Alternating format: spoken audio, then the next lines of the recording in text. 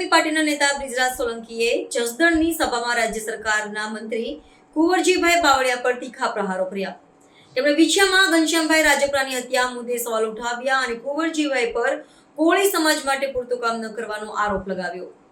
જેના જવાબમાં કુંવરજી બાવળિયાએ પણ બ્રિજરાજ સોલંકી અને તેમની પાર્ટી પર પલટવાર કરતા કહ્યું કે તેમનો કોઈ ઇતિહાસ અને ભૂગોળ નથી. જસદણ વિછિયાની અંદર સૌથી વધારે જો કોઈની વસ્તી હોય તો એ કોળી સમાજની વસ્તી છે અને કોળી સમાજના એક દીકરા તરીકે આજે મારે તમને કહેવું છે કે જ્યારે જ્યારે જસદણની અંદર પગ મૂકું, જ્યારે જસદણની અંદર આવું ત્યારે મારા રૂવાટા બેઠા થઈ જાય છે, મારી આંખોમાં આંસુ આવી જાય છે. કારણ કે વિછિયાની અંદર જે ઘનશ્યામભાઈ રાજપરાની હત્યા થઈ આપણે સૌએ જોયું કે જ્યારે ઘનશ્યામભાઈ રાજપરા પોલીસ સ્ટેશન જાય છે, મામલતદાર પાસે જાય છે, આ ભ્રષ્ટાચારી ભારતીય જનતા પાર્ટીના નેતાઓ પાસે જાય છે કે મારા જીવનું જોખમ છે, મને આ લુખ્ખા, મને આ માથાભારે માણસો હથિયાર લઈને મારી નાખવા માટે ફરે છે, ત્યારે આ કોઈ નમાલાયોએ, આ પોલીસ વાળાએ, આ મામલતદારોએ, આ નેતાઓએ કોઈ ઘનશ્યામભાઈ રાજપરાની સામે ન જોયું, એમની અરજીની સામે ન જોયું અને અંતે દુઃખ સાથે કહેવું પડે કે 7 થી 8 જણાએ ઘનશ્યામભાઈ રાજપરાની કરુણ હત્યા કરી નાખી. અને જ્યારે આ સમાજ પોલીસ સ્ટેશનને ન્યાય માંગવા જાય છે ત્યારે બહેનો દીકરીઓ ઉપર લાઠીચાર્જ કરીને લોહી લુહાણ કરી દેવામાં આવ્યા છે. યુવાનોને ખોટા કેસો કરીને 92 જણાને, એમાં પાટીદાર સમાજના પણ યુવાનો હતા, એમાં દલિત સમાજના પણ યુવાનો હતા. ત્યારે હું તમને કહેવા માંગુ છું કે જસદણ વિછિયાની અંદર જો કોઈની વસ્તી વધારે હોય તો એ કોળી સમાજની છે. છેલ્લા 30 વર્ષથી કોળી સમાજનો ધારાસભ્ય છે, કોળી સમાજનો કેબિનેટ મંત્રી છે, છતાં પણ કોળી સમાજ ન્યાય માંગવા માટે ભીખ માંગવી પડતી હોય, રોજ રસ્તા ઉપર આવવું પડતું હોય તો આ જસદણ વિછિયાના ધારાસભ્યને કહેવા માંગીશ કે ઢાંકણીમાં પાણી લઈને ડૂબી મરો. શું નથી કર્યું આ સમાજે તમારી માટે? તમને ચૂંટણીઓ જીતાડવા માટે બહેનો દીકરીઓએ ઉપવાસ કર્યા, પગપાળાઓ કર્યા, માનતાઓ માની.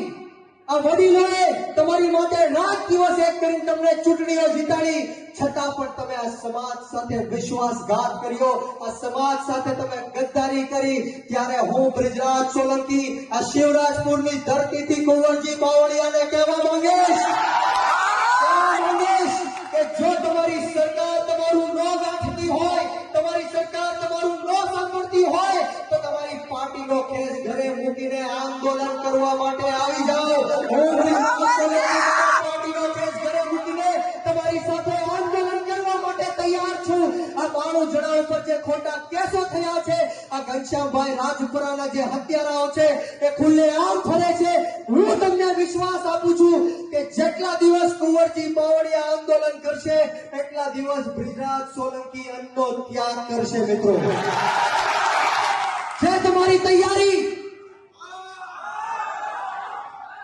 માત્ર ને માત્ર વીવીઆઈપી ગુલામો સરકારના ખોળામાં જઈને બેઠા છે. મિત્રો, મારે તમને વાત કરવી છે કે જે રીતના પોલીસ તંત્રએ જસદણ અને વિછિયાની અંદર તમામ સમાજ, જ્ઞાતિ અને ધર્મના લોકોને જે પીડા આપી છે, ધાક ધમકીઓ આપી છે, ત્યારે આ પોલીસ વાળાને પણ આ જાહેર મંચ ઉપરથી કહેવા માંગીશ કે જે દાંડાઈ, જે હલકાઈ આની પહેલા કરતા હતા, અમે તમારો આ ભાઈ બ્રિજરાજ સોલંકી જસદણ વિછિયાની અંદર આવી ગયો.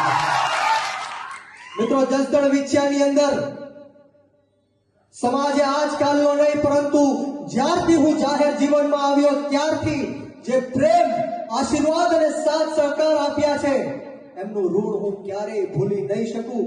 ત્યારે મારે એટલી જ વાત કરવી છે કે આપણે સૌએ આપણી આત્મા જગાડવી પડશે. હું ગામે ગામ જઈને એટલું જ કહેવા માંગુ છું કે સાચા અને ખોટા નેતાઓને ઓળખવાનો સમય આવી ગયો છે. હું તૈયાર છું, તમે પણ તૈયાર થઈ જાજો. તમારા બાળકોના ભવિષ્ય માટે, ખેડૂતોના હક માટે, યુવાનોના અધિકાર માટે આ બ્રિજરાજ સોલંકી પોતાનું જીવન ઘસી નાખવા માટે તૈયાર છે. મારી યુવાની કુરબાન કરી દેવા માટે તૈયાર છું.